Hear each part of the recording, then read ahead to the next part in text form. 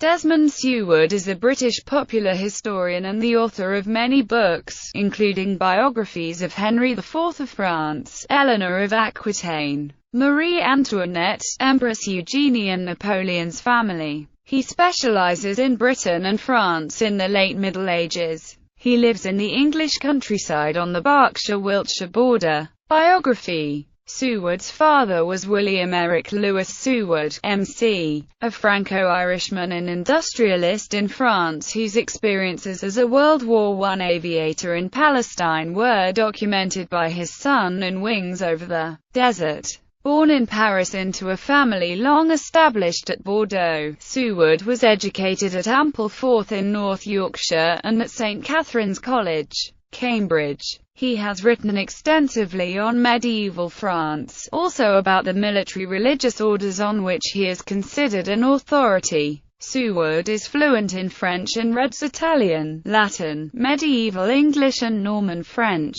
He is noted for conducting research on primary sources at relevant foreign locations, and has written historically oriented travel books. His work has been translated into 10 languages including Hebrew and Japanese. Accolades. Knight of the Sovereign Military Order of Malta, 1978. Knight Constantinian St. George, 2001. Medal Benemerita, 2003. Critical reception. Seward's work has been mainly well received by critics as offering the general reader a balance of readability and modern scholarship. The First Bourbon, a biography of Henry IV, founder of the Bourbon dynasty, was described by Dame Veronica Wedgwood in the Daily Telegraph as a sympathetic and well-balanced portrait, drawn with a vigorous enthusiasm suitable to the subject, a most enjoyable and useful biography of a great man. History Today called it an admirable book. Here a great success story is not only told with much verve and pellucid readability, but above all is told from within the age itself. The 100 Years' War. The English in France 1337 to 1453 was rated a well-written narrative, beautifully illustrated, and which takes into account most recent research.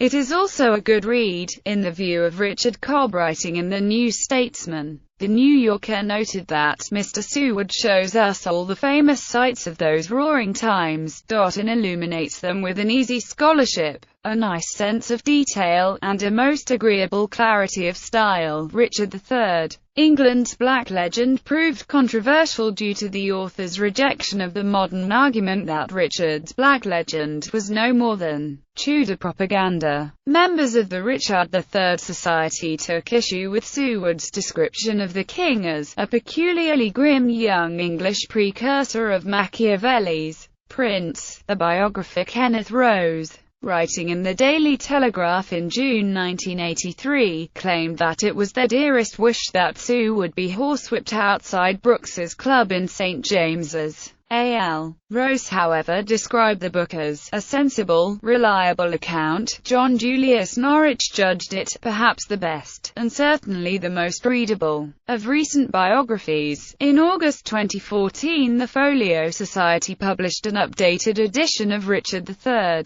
England's Black Legend in the light of evidence from his skeleton. Seward argues that the savage way in which Richard was hacked to death demonstrates how much he was hated, and that, with the proof of a crookback, this strengthens the case for Shakespeare's portrait being not so very far from the truth. Seward, a conservative Roman Catholic, was strongly criticized by Frank Macklin in The Independent for credulity in endorsing such religious phenomena as the sun dancing spectacle at Fatima in Portugal and elsewhere. Other reviewers disagreed, the London Evening Standard noting that The Dancing Sun, Journeys to the Miracle Shrines, is not, however, a book of credulous modern piety, but an example of that much more interesting English literary genre, the journey as a means of personal discovery. The tablet concurred, observing that Seward had approached the subject as a skeptic, but was honest about the fact that his journey is also in part a search for reassurance for his own faltering faith. Reviewing Rennie Shaw Hall, The Story of the Sitwells in the Sunday Times, John Carey observes that of Osbert, Edith and Sacheverell Sitwell. Seward takes a sensible view of the trio's literary output, grading it second-rate at best, while observing dryly that Edith's poetry still has its admirers. The Literary Review noted approvingly that Desmond Seward has written a revisionist history of those birds of brilliant plumage, the Sitwells.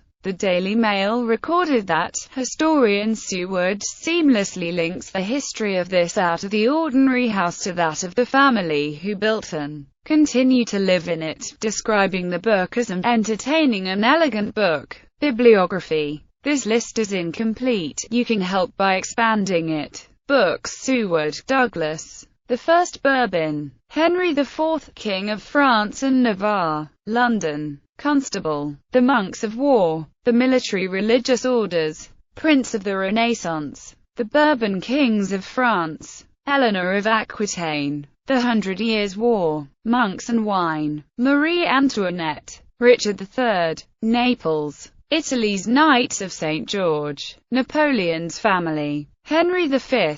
Napoleon and Hitler. Byzantium. Metternich. Brooks's A Social History. The Dancing Sun. Journeys to the Miracle Shrines. Sussex. The Wars of the Roses. Caravaggio. Eugenie. Savonarola. Jerusalem's Traitor, also called Josephus. Mesida and the Fall of Judea. Wings Over the Desert.